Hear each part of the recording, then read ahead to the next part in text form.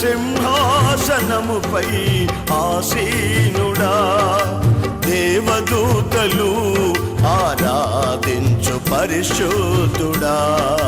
యేసయ్యా నా నిలువెల్ల నిండియున్నావు, నా మనసారని సన్నిధిలో సాగిలపడి నమస్కారము చేసెదా, సాగిలపడి నమస్కారము చేసెదా.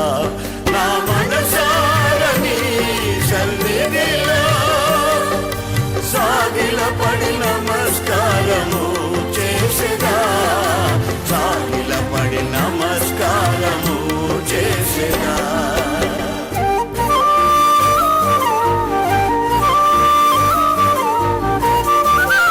మన ప్రభువును రక్షకుడైన యేసుక్రీస్తు అతి శ్రేష్టమైన నామాన్ని బట్టి దేవుని జనాంగమైన మీ అందరికీ పేరు పేరున హృదయపూర్వక వందనాలు. కొద్దిసేపు దేవుని వాక్యాన్ని విందాం. అపోస్తలుడైన పౌలు కొరింథీ సంఘానికి రాసిన మొదటి పత్రిక 10వ అధ్యాయము మొదటి వాక్యాన్ని జాగ్రత్తగా చదువుదాం.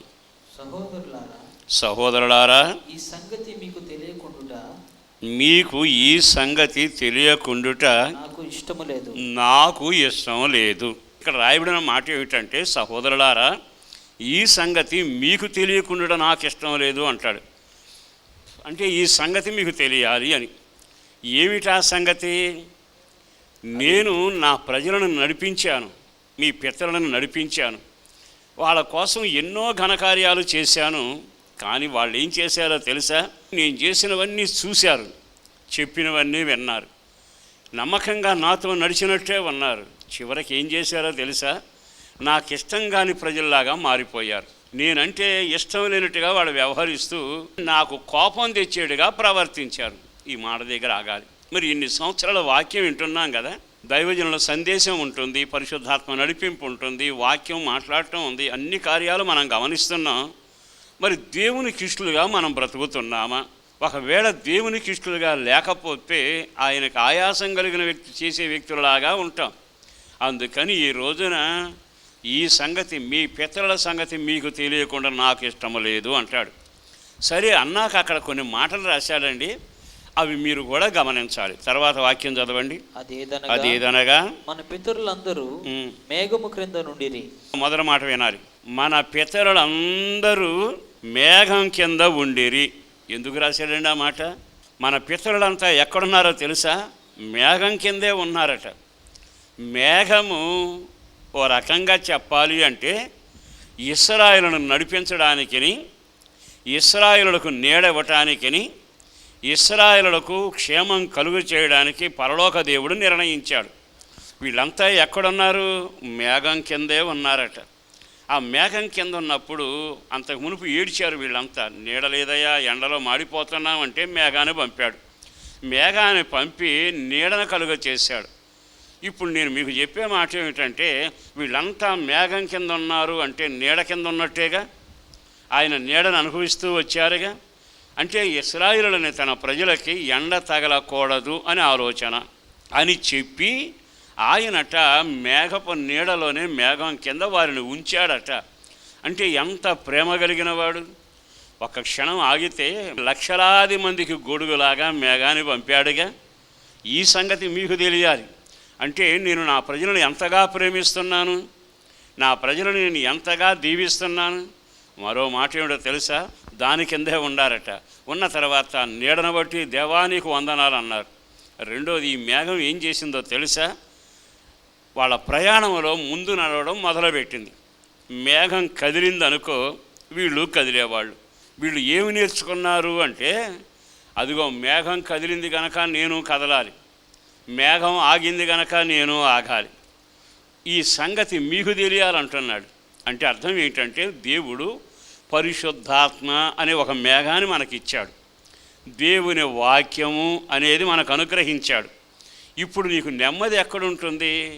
మేఘం ఉంటే ఎండ లేకుండా నెమ్మదిగా నీడ కలిగి ఉంటారు. నీకు నెమ్మది కలిగేది ఎక్కడో తెలుసా? చదవండి, ఒక మాట చెప్తాను. నీ వాక్యమే నా బాధలలో నాకు నెమ్మదిని కలుగ చేసింది 119వ కీర్తనలో. తీసిన వారు ఉంటే చదవచ్చు. నా బాధలలో నెమ్మది కలుగు చేసింది నీ వాక్యమేగా. అంటే మేఘం కింద ఉన్నప్పుడల్లా నీకు నెమ్మది ఉంటుంది. ఈ వాక్యమే అనే మాట ఉందిగా, మరి ఈ వాక్యం నీకు నెమ్మది కలుగు చేస్తుంది కదా. వారు మేఘము కింద ఉండిరి, మనం వాక్యము కింద ఉన్నాము, వాక్య నడిపింపులో ఉన్నాం. మేఘం కదిలింది, పరిశుద్ధాత్మదేవుడు కదిలాడు, మనం కదలాలి. అంటే ఈ సంగతి మీకు తెలియాలి.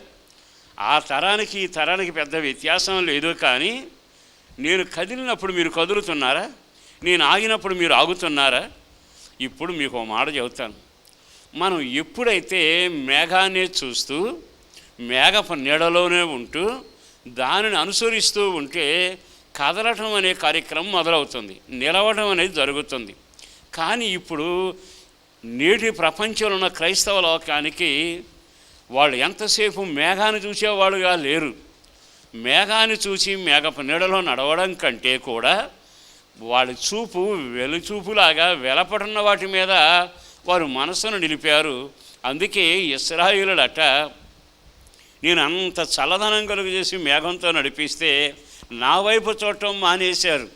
ఎంతకీ నేనేమో నెమ్మదిస్తున్నాను, వాడు నన్ను ఘనపరిచి నాకు స్తుతి చెల్లించడం కంటే కూడా లోక సంబంధమైన ఆశలతో ఏకమైపోయారు.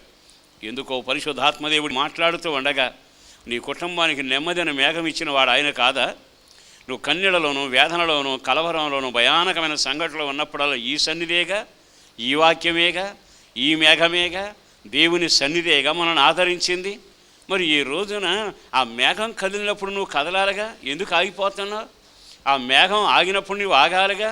నువ్వు ఎప్పుడైతే మేఘం మీద మనసు మళ్లించుకుని లోకం వైపు మనసు పెట్టావో సాతాను తన ప్రక్రియ నీ గుండెల్లో ప్రారంభిస్తుంది. ఇక వెంటనే ఒత్తిడి ప్రారంభం అవుతుంది, నిర్లక్ష్యం కూడా చోటు చేసుకుంటుంది. నిర్లక్ష్యం మొదలైంది అనుకోండి, ఇక నీకు ఆ వాక్యపు అనుభవాలలో ఉండవు. వాళ్ళ జీవితంలో అనేక మంది ఆయనకి ఇష్టం లేకుండా అయిపోయారట. దానికి ప్రధానమైన కారణం ఏమిటంటే సొమ్మంతా నా దగ్గరే తిన్నారు, నెమ్మదంతా నా ద్వారా పొందారు, నా నడిపింపంతా వాళ్ళ కోసం ప్రయాస పెట్టాను, కానీ వాళ్ళు నాకు ఇష్టం కాని కార్యాలు చేస్తున్నారు. ఈ రోజైనా ఈ మాటలు విన్నాకైనా ఒక్క క్షణం ఎవరికి వాళ్ళు ఆలోచించి నేను మేఘపు నడిపింపులో ఉన్నానా, పరిశుద్ధ నడిపింపులోనే ఉన్నానా, పరిశుద్ధుల సాంగత్యంలోనే ఉన్నానా? ఆయన సాగినప్పుడు నేను సాగాలి, ఆయన ఆగినప్పుడు నేను ఆగాలి, అట్టి నడిపింపులో నేను ఉండాలి ప్రభువా అని ఎప్పుడైనా ఆలోచించావా? గతం అనేదాన్ని తొంగి చూడండి. గతంలో మీ వ్యక్తిగత జీవితం, నా జీవితం నేను, మీ జీవితం మీరు చూసుకున్నప్పుడల్లా ఎవరికి వాళ్ళు ఎన్నిసార్లు పరిశుద్ధాత్మ నడిపింపు లేకుండా వ్యవహరించాం? ఆయన మేఘమ కింద ఉండకుండా మనం అటు పరిగెత్తి ఇటు పరిగెత్తి ఇశ్రాయేలులట 7 స్థలాలకు పరిగెత్తారట. ఇటు మిద్యానులు కనపడితే అక్కడికి వెళతారు, సిరియనులు కనపడితే అక్కడికి వెళతారు, ఫిలిస్తీన్లు కనపడితే అక్కడికి వెళతారు, ఎక్కడికంటే అక్కడికి వెళ్ళిపోతున్నారు. మళ్ళీ నీడ కావలసినప్పుడు దేవా నీవే నా దిక్కు అంటూనే ఉన్నారు. నీడనిచ్చాను, నడిపింపునిచ్చాను, కానీ వాళ్ళు నా మీద మనసు పెట్టుకోక నా ఎడల కృతజ్ఞత లేకుండా దారి తప్పి వ్యవహరిస్తూ ఉన్నారు. అందుకే అనేక మంది ఆకులు రాలినట్టుగా రాలిపోయారు. అనేక మంది నాకు ఇష్టలుగా లేకపోవడం వలన వాళ్ళ కుటుంబాల్లో సమాధానం కరువైపోయింది. ఒక సేవకుడిగా చేతులు జోడించి చెప్పగలిగిన మాట ఒక్కటే, నీ కుటుంబానికి శాంతి, సమాధానం, ఒక నెమ్మది, దేవుని నడిపింపు, దేవుని కాపుదల ఉండి తీరాలి అని అనుకుంటే వాక్యమనే ఈ స్థావరానికి నీవు రావాలి. వాక్యమే నీకు నెమ్మది కలుగ చేస్తుంది. ఆ వాక్యము కింద నీవు నివసించాలి. అన్నిటికంటే మేఘ నడిపింపులో నీవు సాగి వెళ్ళాలి. మరో విచిత్రమైన మాట రాశారు, అది కూడా చదువుదాం, జాగ్రత్తగా గమనించండి. వారందరూ సముద్రములో నడిచిపోయిరి. వారందరూ సముద్రంలో నడిచిపోయిరి. ఇక్కడ మనం మరో మాట వినాలి. రెండోది సముద్రంలో నడిచెళ్ళే మార్గం. ఈ క్రైస్తవ జీవితానికి ఇది చాలా అవసరం. సముద్రము మీదబడి ముంచేదే కానీ మన జీవితానికి నెమ్మదినిచ్చేది కాదు. కానీ ప్రపంచంలో ఎవ్వరికి జరగని గొప్ప కార్యం దేవుడు నాకు నీకు చేశాడు. దానిలో దారిని కలుగ చేసి ఆయన అక్కడ నిలబడ్డాడు. నిర్గమాకాండలోకి వెళితే మేఘస్తంభంలోనూ అగ్నిస్తంభంలో ఆయన నిలిచి ఉండేను అని ఉంది. అంటే మేఘం ఇచ్చినప్పుడు అక్కడ నిలబడ్డాడు, తర్వాత నీకు దారి ఇచ్చినప్పుడు సముద్రంలో నిలబడ్డాడు. నువ్వెవరవని నేను ఎవరని? మట్టి గటాలం మనం దారి తప్పిన వాళ్ళం, బ్రతుకును చెడగొట్టుకున్న వాళ్ళం. కానీ కరుణా సంపన్నుడును మన పట్ల మేలు చేయగలిగిన సమర్థుడు ప్రతి క్షణం నీ కొరకు నీళ్ళలో నిలబడ్డాడుగా, సముద్రం దగ్గర నిలబడ్డాడట, అగ్నిలో నిలబడ్డాడట, మేఘంలో కూడా నిలబడ్డాడు. మరి నిజంగా ఎవరైనా నీ కొరకు అలా నిలబడిన వాళ్ళు ఉన్నారా? ఈరోజు ఎందుకో పరిశుద్ధాత్మ దేవుడు మాట్లాడుతుండగా, ఇంత భయానకమైన పరిస్థితులు మనం కళ్ళ ముందు సాగుతుండగా దేవునికి ఇష్టలుగా బతుకుతున్నామా? కృతజ్ఞత కలిగిన జనంగా జీవిస్తున్నామా? ఎవరికి వాళ్ళు ఒక్కసారి ఆలకిస్తే నిజమే కదా, ఆయన మన కొరకు నిలబడకపోతే సముద్రంలో దారి వస్తుందా? ఈ లోకం అనే సముద్రంలో సాగివెడుతుండగా మనల్ని కృపగలిగిన దేవుడు రక్షణ భాగ్యం ఇచ్చి సన్నిధిలో నిలబెట్టాడు. ఆయన సాన్నిధ్యంలో నడవడానికి గొప్ప భాగ్యాన్ని అనుగ్రహించాడు. సముద్రంలో మార్గం అంటే నీ వల్ల కాదు. ఎన్ని సమస్యలు నీ జీవితంలో. ఒక్క మాట చెబుతాను, పిల్లవాడు నేల మీద పడ్డాక కెవ్వని కేక వేసిన నాటి నుండి తనువును సాధించేంత వరకు 60 ఏళ్ళైనా 127 మనిషి బ్రతికినా ఆయన ఏ రోజైనా దూరంగా ఉన్నాడా? నీకు 3 సంఘటనలు జరుగుతాయి. ఒకటి మేఘం, రెండవది అగ్ని, మూడవది నీరు, సముద్రం. ఈ మూడిట్లో కూడా ఆయన ఎప్పుడూ దూరంగా లేడు. నేను ఆ నిర్గమాకాండం చదువుతున్నప్పుడు అగ్ని స్తంభములో ఉండి, మేఘ స్తంభములో ఉండి, సముద్రం పాయలు చేసిన త్రోవలో ఉండి అనే మాట బైబిల్లో కనబడుతుంది. మరి దేవుడు ఏ రోజున నిన్ను మర్చిపోయాడు? దేవుడు ఏ రోజున నీ విషయంలో నిర్లక్ష్యంగా ఉన్నాడు అంటూ కొరింథీ సంఘానికి ప్రశ్న వేసి మాట చెబుతున్నాడు. కొరింథీ సంఘస్థులారా, ఈ సంగతి మీకు తెలియకుండా నాకు ఇష్టం లేదు. నేను వారి కొడ్డ ప్రయాస నిప్పుల్లో నిలబడ్డాను, మేఘంలో నిలబడ్డాను, సముద్రంలో నిలబడ్డాను, అయినను వారు నాకు ఇష్టముగా జీవించలేకపోయారు. అంటే అర్థం ఏమిటి? వాళ్ళు చేసినట్టు మీరు చేయబాకండి హెచ్చరికేగా, వాళ్ళు వ్యవహరించినట్లుగా మీరు వ్యవహరించకండి అని హెచ్చరికేగా. ఎవరికి వాళ్ళు ఆలోచించి గుండె మీద చేయి పెట్టుకుని ఒక పక్కన మేఘపు నీడలోను, ఒక పక్కన వెలుతురులోను, ఒక పక్కన నీడలోను నా దేవుడు ఎంతవరకు నడిపించాడే. ఆ గుంపు కృతజ్ఞత లేని గుంపులాగా వెళ్ళారని ఆయన బాధపడుతున్నాడుగా. అదే అడుగులు నేను వేయకుండానట్లుగా నాకు మేలు చేసిన నా దేవుని కొరకు కృతజ్ఞత కలిగి జీవిస్తాను. ఆయన సముద్రంలో పాయలు చేసి నేలను ఆరబెట్టి అందులో నడిచేంతవరకు నిలబడ్డాడు. ఇంకో విచిత్రమైన మాట ఏమిటో తెలుసా? సముద్రం మీద పడకుండా ఉండదుగా, కానీ హద్దును పెట్టాడు. నా బిడ్డలు వెళుతున్నారు జాగ్రత్త అని చెప్పాడు. మీరు నీళ్ళలో పడి వెళ్ళినను, జలములలో పడి వెళ్ళినను అవి మిమ్మల్ని ముంచవు, అవి మిమ్మల్ని కాల్చవు. కారణం ఏమిటో తెలుసా? నేనుగా ఈ కార్యాన్ని బుధాన వేసుకుని నా ప్రజల కొరకు నేను చేస్తున్నా. ఈరోజు విన్నప్పుడల్లా కృతజ్ఞత కలిగి ఆయన సన్నిధిలో ఒప్పుకుని, అయ్యా నీకు వందనాలు, నీ రుణం తీర్చుకోలేమయ్యా. అదిగో వారు నడిచినట్లుగా నేను నడవనయ్యా, వారు వ్యవహరించినట్లుగా నేను నడవనయ్యా అంటూ పొరపాట్లు జరిగినా తప్పిదాలు జరిగినా ఒప్పుకుంటూ నీ జీవిత అనుభవాలలో సరిదిద్దుకుని దేవునితో సమాధానపడి నువ్వు అడుగులు ముందుకు వేయగలగాలి. మరో విచిత్రమైన మాట కూడా అక్కడ రాశాడు, చదవండి. వారికి రాసినది ఏమిటో తెలుసా? ఏలయనగా తమ్మును వెంబడించిన ఆత్మ సంబంధమైన బండలోని తొలగి. ఈ మాట జాగ్రత్తగా వినండి.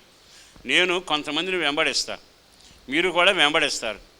కానీ ఇక్కడ రాయబడింది ఏమిటో తెలుసా? నీకు నాకుండే నైజం, వాళ్ళు డబ్బుంటే వాళ్ళు వెనకడతాం, వాళ్ళు మంచిగా మాట్లాడితే వాళ్ళు వెనకడతాం, ఇంకో రకంగా చేస్తే వాళ్ళని బట్టి మనకి ఏదైనా లాభం కలుగుతుంటే దాని వెనక వెళతాం. కానీ నా దేవుడు ఏం చేశాడో తెలుసా? ఈ మన వెనక ఆయన వచ్చాడట. తమ్మును వెంబడిస్తున్న బండ అంటే మనం నడిచి వెళ్తూ ఉంటే బండ మన వెనక నడిచి వస్తూ ఉంది. ఒక్కసారి గట్టిగా హల్లెలూయా చెబుదామా? ఆ బండ మన వెనక నడిచి వస్తుందట. తమ్మును వెంబడించిన బండ. నువ్వు వెంబడించడం కాదు, ప్రభువే నిన్ను వెంబడించాడట. ఎందుకయ్యా నువ్వు వెంబడిస్తున్నావంటే, వీళ్ళు నా రక్తం ద్వారా కడగబడిన వాళ్ళు, వీళ్ళను నేను కొనుక్కున్నాను, వీళ్ళను నేను విమోచించాను, కనుక వీళ్ళని నేను వెంబడిస్తా అంటూ వెంబడించి తానే బద్దలవుతూ కావలసిన నీళ్ళు ఇస్తూ వచ్చాడట. 4 కార్యాలు విశ్వాసులకు దేవుడు చేశాడు. ఒకటి, నెమ్మది కలిగిన మేఘం ఇచ్చాడు. రెండవది, అగ్నిలో వెలిగిస్తూ వచ్చాడు. సముద్రంలో దారిస్తూ వచ్చాడు. మన అవసరాలు తీర్చడానికి ఆయనే మన వెనక నడిచొస్తూ బండలాగా ఉండి బద్దలైపోయి ఆయనే తాగేంత నీరును సమృద్ధిగా మూటగట్టుకుని మన వెనక నడిచొచ్చాడు. ఇన్ని కార్యాలు నేను చేశాను కదా సహోదరులారా. ఈ సంగతి మీకు తెలియకుండా నాకు ఇష్టం లేదు. ఎందుకో తెలుసా? ఇన్ని కార్యాలు చేస్తే వాళ్ళట ఏమయ్యారో చూడండి. ఆ మాట చక్కగా రాయబడింది. 5వ వాక్యాన్ని చదువు. అయితే వారిలో ఎక్కువ మంది దేవునికి ఇష్టలుగా ఉండలేకపోయారు. ఎంత బాధాకరం అండి. ఈరోజు కూడా మనం బ్రతికి బట్టగట్టామంటే దేవుని కృపేగా. వారిలో చాలామంది ఆయనకి ఇష్టలుగా లేకపోయారట. అయితే అని మాట్లాడి ఈ 4 కార్యాలు వాళ్ళకు చేశాని, అయితే వాళ్ళు నాకు ఇష్టలుగా బ్రతకకుండా లోకానికి ఇష్టలుగా మారిపోయారు. ఈరోజైనా ఈ మాటలు విన్నాకైనా మనం దేవునికి ఇష్టలుగా బతుకుతున్నామా? దేవునికి కన్నీళ్ళు తెప్పించే వ్యక్తులలాగా ఉంటున్నామా? ఏదో గుడికి వెళ్తున్నాం, ప్రార్థన చేస్తున్నాం, కాస్త కానుకిస్తున్నాం, 10 మందిని పలకరిస్తున్నాం, ఓ పాడబాడి వెళ్ళిపోతున్నాం అని కాదుగా. నీ జీవిత కాలం ఇన్ని మేలులు చేసిన దేవునికి నువ్వు ఎంత ఇష్టడుగా బ్రతకాలి, ఎంత ఇష్టడుగా నువ్వు అడుగులు వేయాలి. ఈ రోజున మరొక సేవకుడిగా బ్రతికులాడి చెప్పగలిగిన మాట, దేవుడు నీకు ఏ విషయంలో తక్కువ చేయలే. 4 విషయాలు ఎప్పుడు మనసులో పెట్టుకోనండి. నీడ ఆయనదే, నీరు ఆయనదే, దారి ఆయనదే, వెలుగు ఆయనదే. ఈ 4 కార్యాలతో నా వయసును బట్టి నన్ను ఇప్పుడు దాకా నడిపించాడుగా, మీ వయసును బట్టి ఇప్పుడు దాకా నడిపించాడుగా. వాళ్ళు నాకు ఇష్టం లేని జనం అయ్యారు అంటుండగా మనకు జ్ఞానోదయం కలగాలిగా. ఇకనైనా ఆయనకు ఇష్టలుగా ఉండేటట్టుగా మనం వారి వలె వ్యవహరించకుండానట్లుగా జీవితాన్ని సరి చేసుకొందుముగాక. చేతుల పైకైతే ఆమేనని చెప్పండి. మొదలుగా ఆయనకు ఇష్టలుగా ఉండేట్టుగా కృతజ్ఞత కలిగి మనం నడుస్తున్నామా? ఈరోజు బాగా ఆలకించండి. నీవు ఆయనకి ఇష్టడుగా ఉంటే కృతజ్ఞత తెలియచేయాలిగా. కృతజ్ఞత తెలియచేసేట్టుగా ఆయనకి ఇష్టమైన కార్యం నువ్వు చేయాలి. కృతజ్ఞత అనే విషయాన్ని చాలాసార్లు విన్నాం. యేసు ప్రభు కోరుకునేది కూడా కృతజ్ఞత కలిగిన మనుషులేనా అంటూ ఉన్నాడు. 10 మంది కుష్ఠరోగులను బాగు చేస్తే ఆయనకి వందనాలు చెప్పడానికి, బాగుపడ్డానని కృతజ్ఞత తెలియచేయడానికి ఒక్కడ మాత్రమే వెనక్కి తిరిగి వెళ్ళాడు. అప్పుడు అంటాడు, మిగిలిన వాళ్ళు ఎక్కడున్నారు? ఈరోజు 1 తర్వాత 9. నువ్వు ఈ లోకంలో జీవించినంత కాలం 1గా బతుకుతున్నావా, 9 మందిలాగా జీవిస్తున్నావా? కృతజ్ఞత లేని వారు 9 మంది, కృతజ్ఞత కలిగిన వాడు 1. ఈ రోజున ఈ సంఘంలో ఆయన కోరుకునేది ఏమిటంటే 9 మంది ఉన్న గుంపు కావాలని నేను కోరుకోవటంలా. ఆయన కోరుకునేది ఏదైనా ఉంటే కృతజ్ఞత కలిగిన వాడు నాకు కావాలి, అటివాడు నాకు అవసరము. మరి ఈ రోజున కృతజ్ఞత కలిగిన నీవు దేవుని సాన్నిధ్యంలో కృతజ్ఞతా పాత్రను పట్టుకుని రక్షణ పాత్రతో ఆయన సన్నిధిలో స్తుతులు చెల్లిస్తూ ఆయన నామాన్ని గొప్ప చేస్తూ ఆయనను గణపరిచే అనుభవాలు నీవు సాగి వెళ్ళగలుగుతున్నావా? నీవు కృతజ్ఞత కలిగి ఉండాలి అని దేవుడు కోరుకుంటా ఉన్నాడు. 2వ మాట కూడా మీతో చెబుతాను. మనం ఆయనకి ఇష్టలుగా ఉండాలి అనుకున్నప్పుడల్లా నీవు 2వ పని చేయగలగాలి. ఏమిటయ్యా అంటే, మనం దేవుని కొరకు బ్రతికేటప్పుడు ఏది ముఖ్యమో నిర్ణయించుకోవాలి. అపొస్తలుడైన పౌలు ఒక చక్కని మాట చెప్పాడు. ఏమన్నాడో తెలుసా? నేను చదవరిని, మహాసభలో సభ్యుడను, ఓ రకంగా చెప్పాలంటే భక్తిలో ఆరితేరిన వాడిని, యవనస్తుల కంటే సరి అయిన నిక్కచ్చగలిగిన వ్యక్తిని, నా మతం కోసం కాపాడుకోవాలని ఎన్నో ప్రయాసపడ్డాను. కానీ నేను రక్షించబడ్డాక నాకు అర్థమయ్యింది, ముసుగులో ఉన్నానని, తప్పులో ఉన్నానని, పొరపాటులో ఉన్నానని నాకు తెలిసి నేను రక్షించబడిన తర్వాత అవన్నీ నేను పెంటగా ఎంచుకొనుచున్నాను. చదవండి ఆ వాక్యాన్ని. ఫిలిప్పీ పత్రిక 3వ అధ్యాయము చదువుతున్నారు, వినండి. అయినను ఏవేవి నాకు లాభకరమైనవో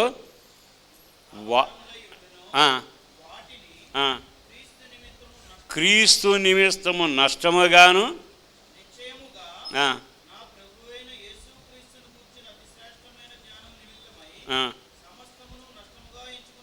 నష్టముగా ఎంచుకొనుచున్నాను. క్రీస్తు యేసు నిమిత్తము ఇన్ని చేసిన నా దేవుని నిమిత్తము నాకున్న హోదా, నాకున్న చదువు, నాకున్న సభ్యత్వం, నాకున్న కార్యక్రమం, నాకున్న సమాజం అవన్నీ నష్టముగా ఎంచుకుంటున్నాను. అది నష్టమని వదిలేస్తున్నాను. అవి నష్టము. క్రీస్తు కొరకే నేను బ్రతుకుతాను. దేవునికి ఇష్టడుగా ఉండాలి అనుకుంటే 2వది నీవు కృతజ్ఞత కలిగిన వ్యక్తివై ఆయనకు ఇష్టడుగా బ్రతకాలి అనుకుంటే వదలాల్సినవి కొన్ని ఉన్నవి. ఆమేన్. ఇది నష్టముగా ఎంచుకొనుచున్నాను, ఇది పెంటగా ఎంచుకొనుచున్నాను, ఇది నాకు ముఖ్యమైనది కాదు. ఒక క్షణం ఆగి ఆలకిస్తే ఒకప్పుడు నీకు దిక్కులేని పరిస్థితిలోను, ఒంటి నిండా రోగాలు, ఇంటి నిండా శాపం, కళ్ళ నిండా కన్నీళ్ళు ఉన్నప్పుడు ఎవరు దిక్కులేవుగా, ఆదరించింది దేవుడే కదా.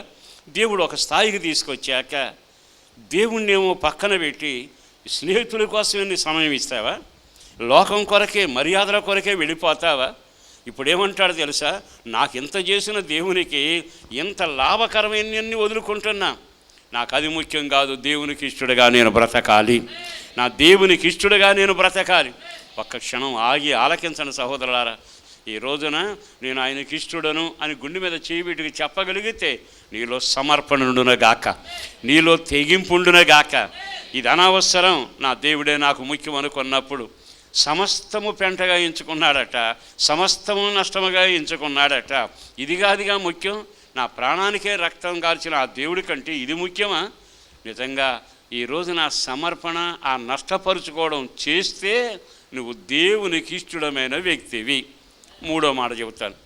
మనం దేవునికి ఇష్టడైన వ్యక్తిలాగా ఉండడానికి మరో చక్కని కార్యక్రమాన్ని ప్రభువు మనకు ముందు పెట్టాడు. అదేమిటో తెలుసా? మీరు నాతో కూడా ఒక్క గడి అయినను మెళుకువగా ఉండి ప్రార్థన చేయలేరా అన్న దేవుడు నాతో కూడా శ్రమలో నిలవలసిన వాడు మీరే, నిలిచిన వారు మీరే. మూడో మాట చెబుతాను. మూడోది ఏమిటయ్యా అంటే ఆయనతో కాడి మొయ్యాలి, ఆయనతో సిలువ మొయ్యాలి. మనందరి కొరకు ఆయన సిలువ మోసి అంటాడు కదా, మీరు నన్ను వెంబడిస్తే మీ సిలువను మీరు మొయ్యండి అంటే ఇప్పుడు ఏమిటయ్యా? మన జీవితాన్ని గురించి ఆయన చెప్పిన మాట, ఆయన శ్రమలతో నడుస్తున్నాడు, మనము శ్రమలతో సమాన ఉజ్జీగా పరిగెత్తాలి. అందుకే చాలాసార్లు మనల్ని ఆయన కలుపుకుంటూ ఉంటాడు. అపొస్తలుడైన పౌలు మాట చాలాసార్లు రాశాడు. అంతకంటే యెషయా మాట అన్నాడు, ఎవరన్నారు నా కొరకు అని అడిగితే నేనున్నానయ్యా, నేనున్నాను, నన్ను పంపు అంటే అర్థం ఏమిటో తెలుసా? నీ పరిచర్యకు కాడి మోయటానికి నేనున్నాను, నీతో నడవటానికి నేనున్నాను, నీతో కూడా శ్రమలో నిలవటానికి నేనున్నాను. మరి ఈ రోజున ఆయనకి ఇష్టమైన జీవితం నేను జీవిస్తున్నా. కానుకిచ్చినంత మాత్రాన కాదుగా, ఉపవాస దీక్ష చేసినంత మాత్రమే కాదుగా, ఇవన్నీ అవసరమే. కానీ ఆయనకి ఇష్టడైన వ్యక్తిలాగా నువ్వు బ్రతకాలి అనుకుంటే మొదటిది కృతజ్ఞత కలిగి ఉండాలి. రెండవదిగా నీ జీవితంలో అన్నీ నష్టపరుచుకుని దేవుని కొరకు నష్టమైనా పర్వాలేదు, నా దేవుడే నాకు ముఖ్యమనుకుని సమర్పణ కలిగిన వాడై నష్టపరుచుకుని బ్రతికేవాడవై ఉండాలి. మూడవదిగా నీ జీవిత అనుభవాల్లో ఆయనతో పాటు శ్రమలలో, కష్టాల్లో, ఇరుకల్లో నువ్వు కాడి మోసే వ్యక్తిలాగా ఉందవుగాక. బాగా ఆలకించండి. మనం కాడి మొయ్యడం అంటే శ్రమలను తాడుకోవడం. మనకు శ్రమ రాగానే దూరం అయిపోతాం, శ్రమ రాగానే దేవుని మర్చిపోతాం. శ్రమ రాగానే దేవుడు ఎంత గొప్ప కార్యాలు నేను చేశానండి, నా దేవుడు శ్రమల పాలు చేశాడు. ఆయన అనుకున్నది ఏమిటంటే నాకు ఇష్టంగా బతుకుతాడేమో, నాకు ఇష్టం వాళ్ళు ఇచ్చే కానుకే కాదుగా, వాళ్ళు చేసే ప్రార్థనే కాదుగా, నాతో శ్రమ పడాలిగా. ఈ రోజున ఎవరు శ్రమ పడతారో, ఎవరు శ్రమలు అనుభవిస్తారో, ప్రభువు కొరకు బ్రతికే నీతి కలిగిన జీవితంలో ఎవరు నిందలు సహిస్తారో వాళ్ళంతా దేవునికి ఇష్టమైన జనాంగంగా మారబోతున్నారు. మరి ఈ మాట విన్నాకైనా మనకు యుగాంతమందున మనకు బుద్ధి కలిగి ఎందుకు మాట రాశాడు కదా, మనం ప్రభువుకి ఇష్టలుగా బ్రతుకుతున్నామా? మొదటిది కృతజ్ఞత కలిగిన జీవితం అయి ఉండాలి. ప్రభు కొరకు అంతా నష్టాన్ని పరుచుకొని నీవు సమర్పణ కలిగిన వ్యక్తివై, త్యాగమూర్తివై ఉండాలి. అన్నిటికంటే విశేషంగా నీ వ్యక్తిగత జీవితంలో ఆయనతో పాడు నేనున్నాను, శ్రమలలో ప్రభువు కొరకు నిలబడతానని కాడి మోయగలిగిన వాడవై ఉండాలి. ప్రియ దేవుని బిడ్డలారా, మరొక్కసారి ఈ విషయాన్ని జ్ఞాపకం చేస్తుండగా ఈ సంగతి మీకు తెలియకుండా నాకు ఇష్టం లేదంటాడు పౌలు. ఏ సంగతి? కృతజ్ఞత లేని గుంపు ఒకరున్నారు, నాకు ఇష్టం లేకుండా బ్రతికిన వాళ్ళు ఒకడున్నారు, నాకు సంతోషం కలగకుండా లోకానికి సంతోషం కలుగు చేసే బ్రతికారు. వాళ్ళకు నేను ఎన్ని కార్యాలు చేశాను, భూమి మీద బ్రతికినంత కాలం బండగా వెంబడించి నీళ్ళు ఇచ్చాను, సముద్రంలో దారి ఇచ్చాను, మార్గంలో వెలుగిచ్చాను, నిజంగా వాళ్ళకి నీడనిచ్చే మేఘంలాగా ఉండి వాళ్ళ కొరకు నేను పడిన ప్రయాస ఇంత అంత అని చెప్పలేను. కానీ ఇష్టలుగా లేకపోయారుగా అని ఇన్ని హెచ్చరిక చేస్తుండగా ఈ రోజైనా ఇక మీదట ప్రభు జరిగింది ఏదో జరిగిపోయింది, ఇకనైనా నీ మాట ప్రకారం మేము నీకు ఇష్టలుగా బ్రతుకుతామయ్యా అని మీరు తీర్మానం చేయాలి. ఒక విషయం కృతజ్ఞత కలిగి ఉండాలి. రెండవది సమస్తం ప్రభు కొరకు నష్టముగా వలైనా పడవైనా తండ్రినైనా వదులుకొని సమర్పణ కలిగిన వ్యక్తులై ఉండాలి. మూడవదిగా ఆయనతో పాటు నేను కష్టపడతాను, నేను భుజం కాస్తాను, నేను కాడినే మోస్తాను, నీ కొరకు నిందలైనా నేను అనుభవిస్తాను అనే ఒక సమర్పణ త్యాగం నీలో కనబడాలి. నా ప్రభు మిమ్మల్ని కనికరించబోతున్నాడు. మీ వలన ప్రభు సంతోషించబోతా ఉన్నాడు. బలమైన కార్యం ప్రభు జరిగించబోతా ఉండగా ఒక్క క్షణం మోకరిద్దామా? అపారమైన నీ ప్రేమ కొరకు ధన్యవాదాలు. ఈ విధంగా ప్రార్థించడానికి, ప్రహర్షించడానికి, ఆరాధించడానికి ఈ గొప్ప ఈవీ కృప అనుగ్రహించినందుకు వందనాలు చెల్లిస్తున్నాం. నీ సన్నిధిలో ఈ విధంగా ప్రహర్షించి ఆత్మారాధన చేసుకునే గొప్ప భాగ్యం, ఆత్మారాధనలో పాలు పొందిన వారికి దీవెన కలగాలి. అందరూ ఆత్మచేత నింపబడాలి. మహిమ కలిగిన నీవు రాజువని మహిమ నీకు ఆరోపిస్తూ నడిచే గొప్ప భాగ్యం మాకు దయచేయండి. కుటుంబాలన్నిటి కొరకు ప్రార్థన చేస్తున్నాం. మేము బ్రతికినంత కాలం మీకు ఇష్టలుగా బ్రతకడానికి కార్యం జరిగించండి. సేవకుల క్షేమం కొరకు, భూతలం మీద ఉన్న ప్రజలందరి రక్షణ భాగ్యం కొరకు ప్రార్థన చేస్తున్నాం. అందరూ అంతటా మార్పు చెందే కార్యాన్ని జరిగించండి. మా ప్రార్థన కోరుకునే వారికి నెమ్మది, క్షేమం, రక్షణ భాగ్యం కలగాలయ. కుటుంబాలుగా పాలు పొందిన వారికి దీవెన, నెమ్మది, క్షేమం, సమృద్ధి, వ్యాపారమైన, వ్యవసాయమైన లోటు అనే మాట లేకున్నట్లుగా సమృద్ధిని కలుగ చేయండి. ఆర్థిక పరిస్థితులు మెరుగు చేస్తూ, ఆరోగ్యంతో నింపుతూ, బిడ్డలను ఒలివ మొక్కలలాగా పెంచుతూ మీరు ఆశీర్వదించండి.